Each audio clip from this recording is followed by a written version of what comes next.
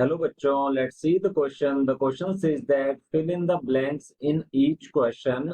तो क्वेश्चन दिया गया है meiotic division of a diploid germ cell results in the formation of daughter blank cells. तो इस blank को हमें फुलफिल करना है. इस क्वेश्चन का की कंसेप्ट रहेगा हमारे पास. तो यहाँ हम लिखते हैं ये की कंसेप्ट है मियोसिस. यहाँ पर मेनली मियोसिस के बारे में पूछा गया है. तो मियोसिस होता है ये एक टाइप का सेल डिवीजन है जिसे हाफ और रिडक्शनल सेल डिवीजन भी कहते हैं. तो यहाँ हम लिखेंगे इसे हाफ और रिडक्शनल सेल डिवीजन के नाम से जाना जाता है बिकॉज इसके थ्रू जो डॉटर सेल्स की फॉर्मेशन होगी उसमें number of chromosomes just half हो जाते हैं as compare to mother cell और पेरेंट सेल. मीन यहाँ पर क्रोमोसोम नंबर हाफ हो जाते हैं इसलिए हाफ डिवीजन, और रिड्यूस होते हैं इसलिए इसे रिडक्शनल डिवीजन कहा जाता है. मियोसिस 2 स्टेप्स में कंप्लीट होता है, meiosis first and meiosis second. तो यहाँ हम लिखते हैं मियोसिस के मेनली 2 स्टेप्स हैं. तो यहाँ हम ये भी नोट करेंगे, एक तो है मियोसिस फर्स्ट और सेकंड रहता है मियोसिस सेकंड.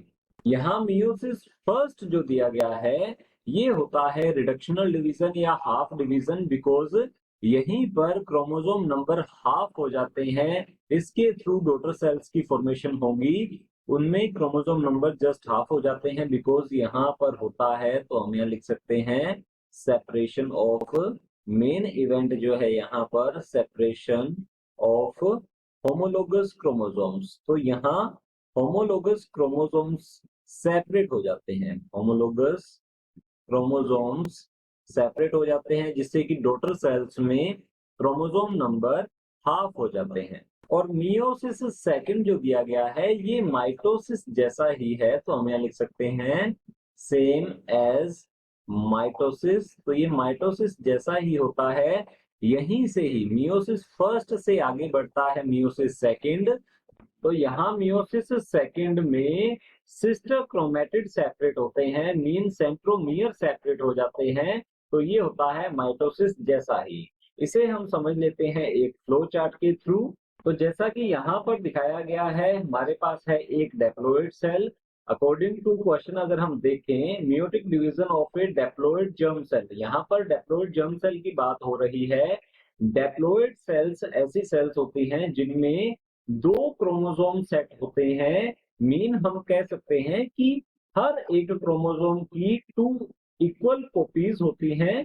तो यहाँ पर ये है डेप्लॉइड सेल. मियोसिस फर्स्ट के थ्रू क्या होगा कि डेप्लॉइड सेल में जो होमोलोगस क्रोमोसोम है, जो इक्वल कॉपीज होती हैं, आइडेंटिकल कॉपीज होती हैं, वो क्या होगा सेपरेट हो जाती हैं जिससे कि मियोसिस फर्स्ट के थ्रू हैप्लॉइड सेल्स की फॉर्मेशन होती है. बट यहाँ पर क्रोमोसोम डबलेट फॉर्म में होते हैं, इनका सेंट्रोमियर अभी सेपरेट नहीं हुआ है.